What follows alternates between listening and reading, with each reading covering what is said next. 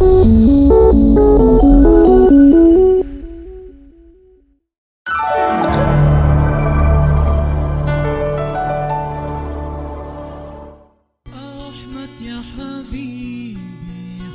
lupa tonton, subscribe, like, and share.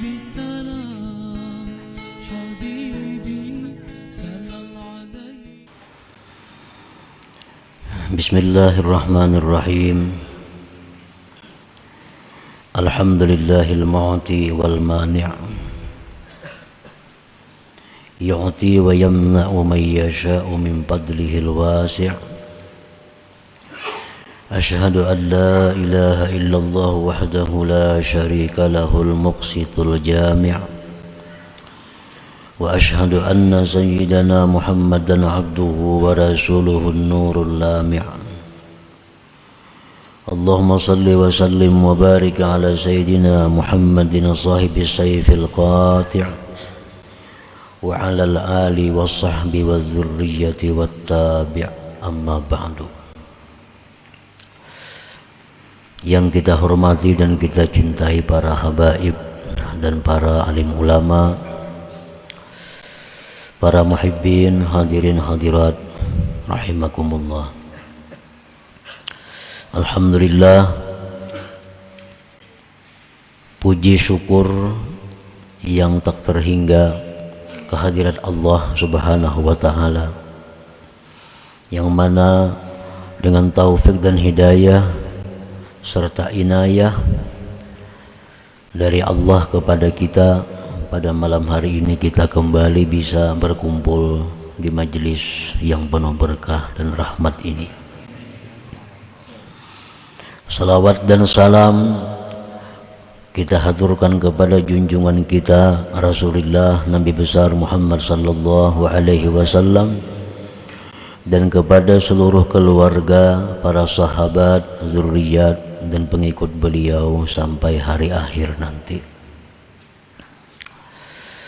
Para muhibbin rahimakumullah, al-hikmatul hadiyatu wassamanun, al-hikmatul hadiyatu wassamanun min al-hikamil ataiyah.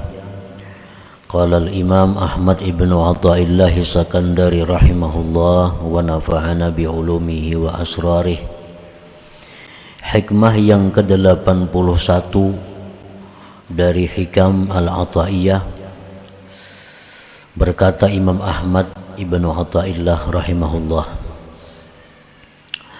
rubbama a'taka famana'aka wa rubbama mana'aka fa'ataka. Kadang-kadang Allah Subhanahu wa ta'ala itu memberi kepada engkau, maka dia mencegah akan engkau.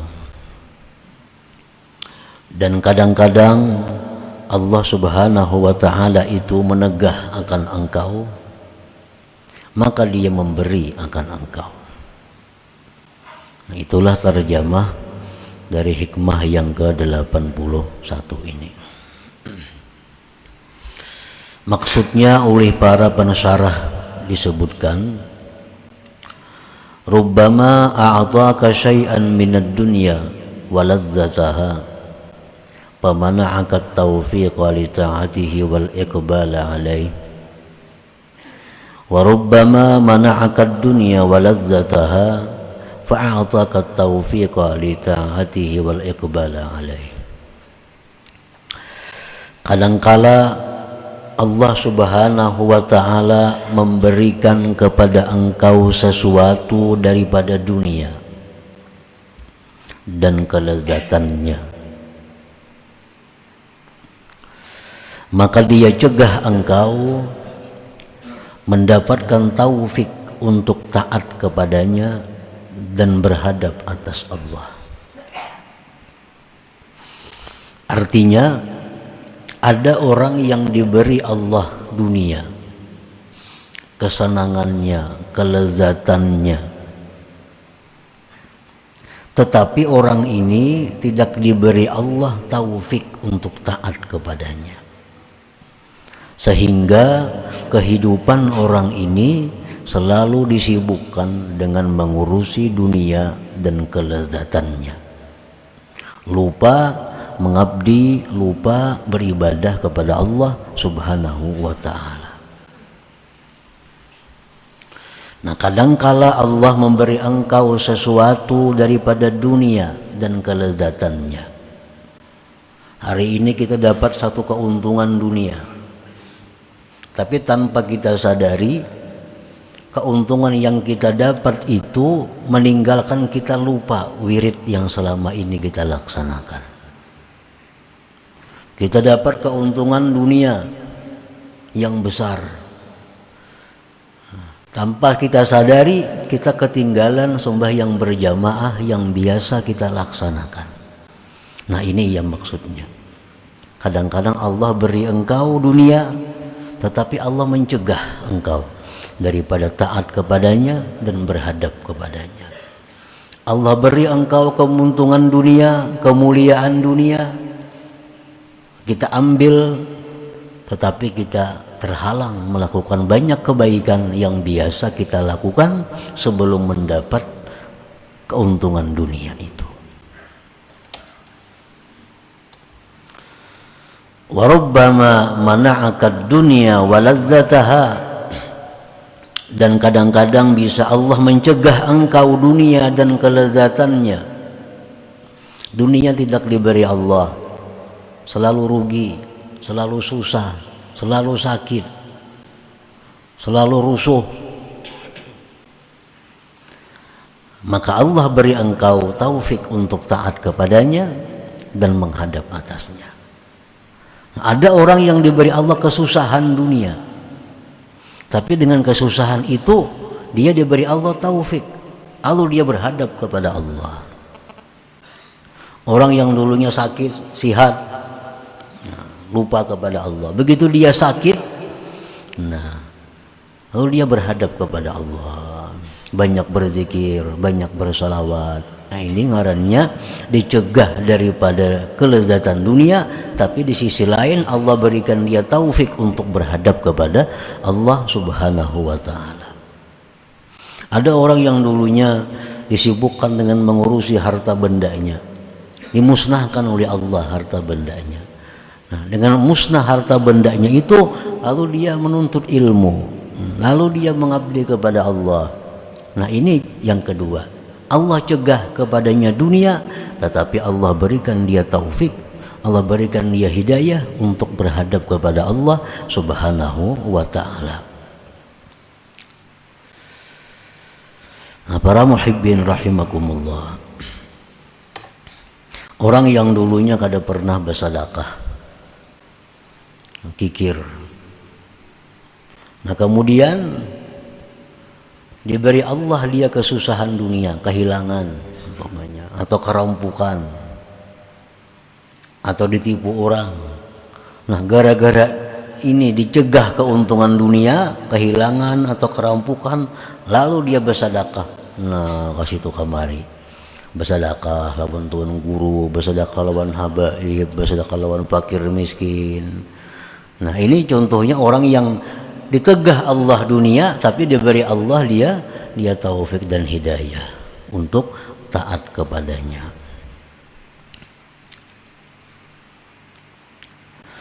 Al-ghalibu 'ala an-nafsi an tambasita bil 'ata wa tanqabida bil mana'. Kebiasaan nafsu kita itu senang dengan pemberian duniawi. Sihat, makmur, aman, tentram, rezeki berlimpah ruah, itu paling senang nafsu kita.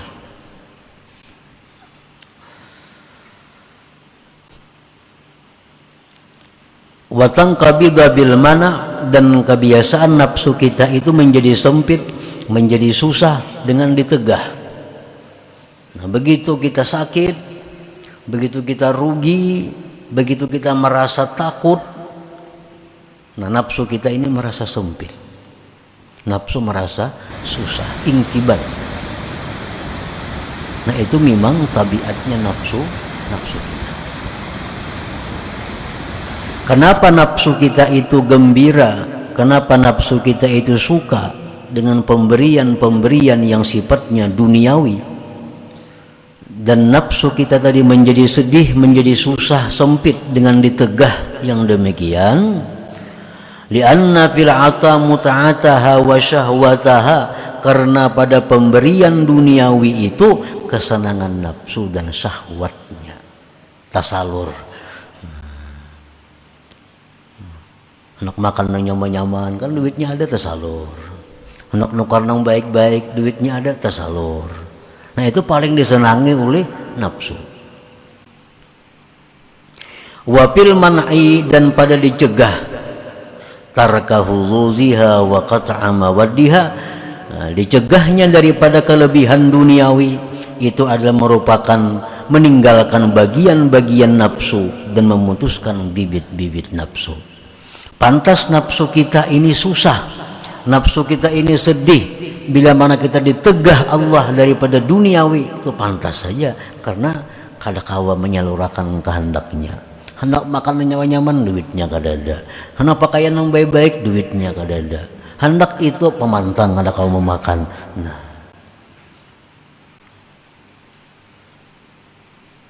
wadhalik, yang demikian itu terjadi li jahliha bi rabbiha wa adami fahmiha, karena si nafsu ini jahil lawan Tuhan dan kada mengerti.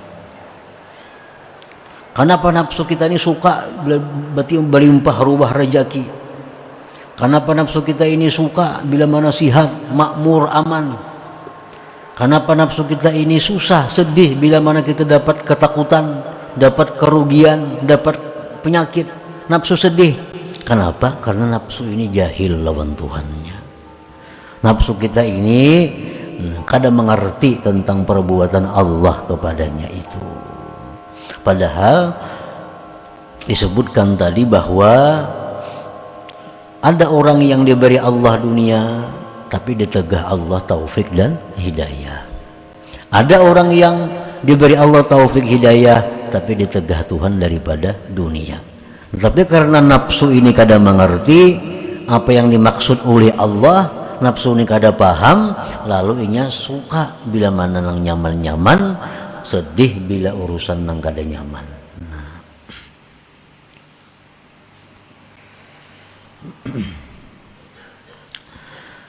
Parubbama ataka ma tashtarihin nufus famana'aka bidzalika hadratal quddus. Kadang-kadang Allah berikan engkau sesuatu yang disenangi nafsu,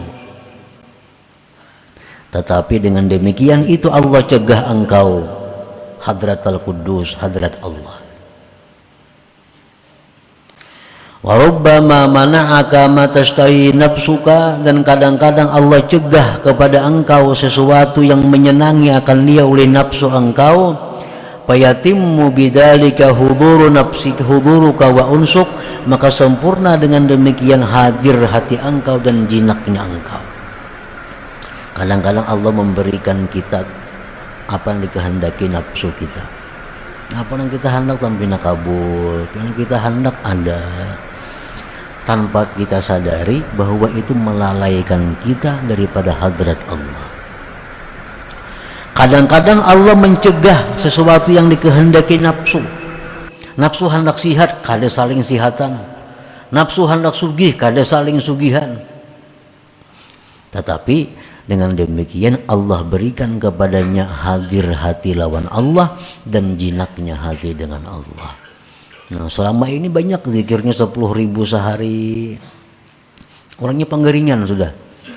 Nah, ditilam, berkursi roda, zikir 10.000 sehari sudah. Hatinya ingat lawan Tuhan. Berobat kemana aja kada mau lagi ampe. Berdoa kada mau jua kabul. Nah, Tuhan sudah sayang lawan orang ini karena sudah jinak hatinya dengan Allah. Amunnya sihat belum tentu berzikir 10.000 sehari.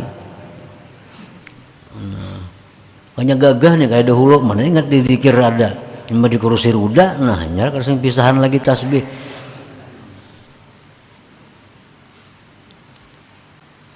Nah, cuma karena nafsu kita ini kada mengerti, nafsu kita ini kada paham, Nah, sedih hati, kada nyaman hati bilaka itu. Jadi fal wajibu 'alal 'abdi an la yattahima rabbahu fima aulahu lah, maka wajib atas seorang hamba bahwa jangan mentuhmah lawan Tuhan. Jangan menyangka kada baik lawan Tuhan daripada apa yang diberikan Allah kepadanya itu. Allah berikan kita kesusahan, jangan bersangka buruk lawan Tuhan. Allah berikan kita penyakit, jangan bersangka buruk lawan Tuhan. Allah berikan kita kesempitan, kesulitan rezeki, banyak hutang, jangan sangka buruk lawan Tuhan. Mungkin ada kehendak Tuhan yang belum kita dapati, yaitu Tuhan ingin bahwa kita selalu diingat. Tuhan ingin agar kita selalu berdoa. Tuhan ingin agar selalu kita berzikir kepadanya. Caranya macam ini. Caranya macam ini. Tuhan sudah tahu lagi sigar kada berzikir. Tuhan sudah tahu lagi nyasihat kada tapi sembahyang. Tuhan sudah tahu lagi nyasihat kada tahu di ulama. Karena Tuhan sayang lawan orang ini, nah Tuhan lumpuhkan inya, baik badannya atau hartanya lumpuh. Akhirnya dia dekat dengan ulama, tahu dengan zikir, tahu dengan wirid, tahu dengan macam-macam salawat. Nah itu kehendak Tuhan demikian. Jadi kesusahan, kesempitan, jangan mentuhmah lawan Tuhan. Nah, kenapa nangka ini aku? Nah jangan kah itu. Itu perbuatan yang sangat tercela.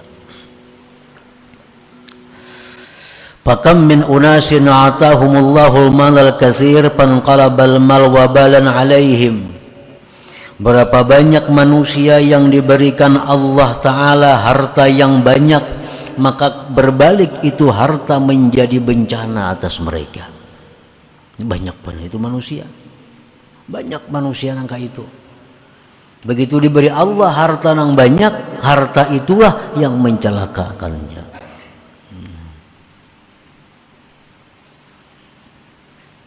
Wa kam min unasin tawa fi hayatihim al-man'u fakanat akibatu dzalik al-khaira was-sa'adah.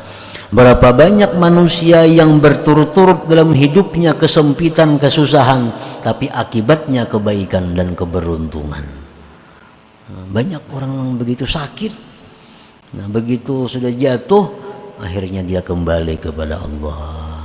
Akhirnya dia suka ibadah, akhirnya merasa nyaman dengan zikrullah. Nah banyak.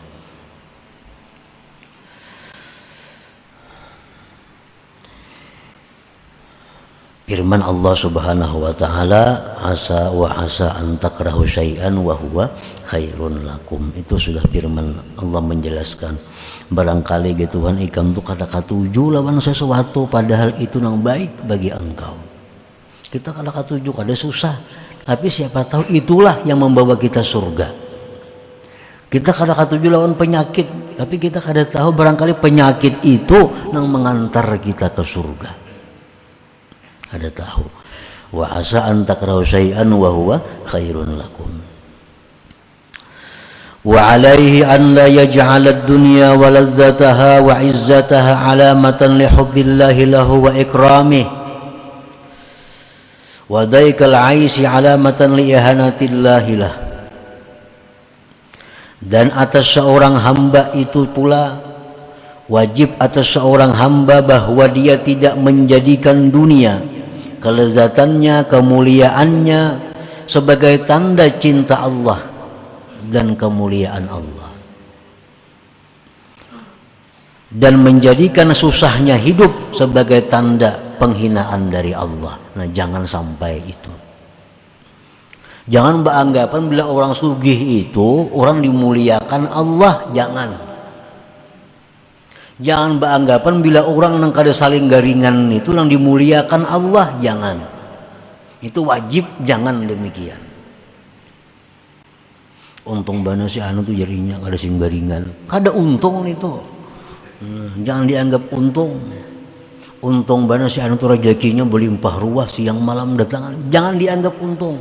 Wajib jangan menjadikan dunia kelezatannya itu sebagai tanda bahwa kecintaan Allah dan kemuliaan dari Allah.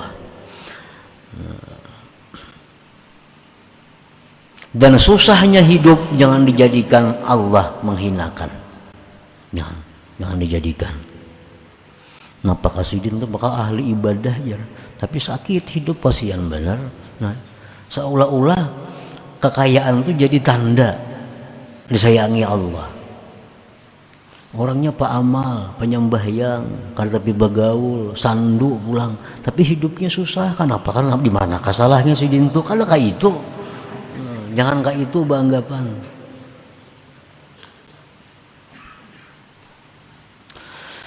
Qala Allah Ta'ala, firman Allah Ta'ala, fa ammal insanu idza mabtalahu rabbuhu fa akramahu wa na'amahu fa yaqulu rabbi akraman wa amma idza mabtalahu fa qadara alaihi rizqahu fa yaqulu rabbi ahanan. Kalla. Allah berfirman, maka adalah manusia apabila diberi Allah cobaan maka dimuliakan Allah, diberi kenikmatan, maka dia berkata, Tuhan memuliakanku. Itu manusia.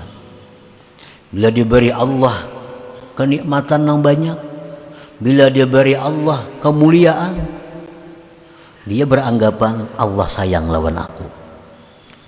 Anggapannya. Adapun bila mana dia diberi cobaan, apabila diberi cobaan dengan kesempitan rezeki, maka dia berkata, Rabbi ahanan, Tuhan menghinakan aku. Kalla, jangan demikian jar Tuhan, jangankah itu. Orang yang aku kayakan, orang yang aku makmurkan, belum tentu itu orang yang aku sayangi. Orang yang hidupnya susah, hidupnya sakit, belum tentu orang itu orang yang kuhinakan. Kalla, jangan beranggapan demikian. Nah, jadi jangan beranggapan bahwa bila dunia ini makmur, tanda orang itu berkah, kada tentu.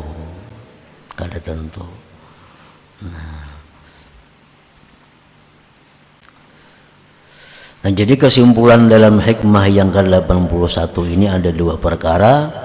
Yang pertama, bahwa jangan sekali-kali kita mentuhmah lawan Allah, menyangka kada baik lawan Tuhan terhadap apa yang Allah berikan kepada kita. Jangan sangka yang kada bagus. Satu itu. Yang kedua, jangan menjadikan kekayaan, kemakmuran dunia sebagai tanda kasih sayang Allah. Jangan menjadikan kesusahan dunia sebagai tanda kehinaan dari Allah. Nah, jangan sampai demikian. Nah, selanjutnya hikmah yang ke-82. Ila hadratin Nabi sallallahu alaihi wasallam. Al-Fatihah. A'udzubillahi minasyaitonir rajim. Bismillahirrahmanirrahim. Iyyaka na'budu wa iyyaka nasta'in. Ihdinas siratal mustaqim. Siratal ladzina an'amta 'alaihim. Ya Allah biha, ya Allah biha, ya Allah biha husnil khatimah. Allah biha, ya Allah biha, ya Allah biha husnil khatimah. Ya Allah biha, Allah biha, ya Allah biha husnil khatimah. Wa ya ayyuhar rajul minhu syafa'atan wa sallu. Allahumma salli wa sallim.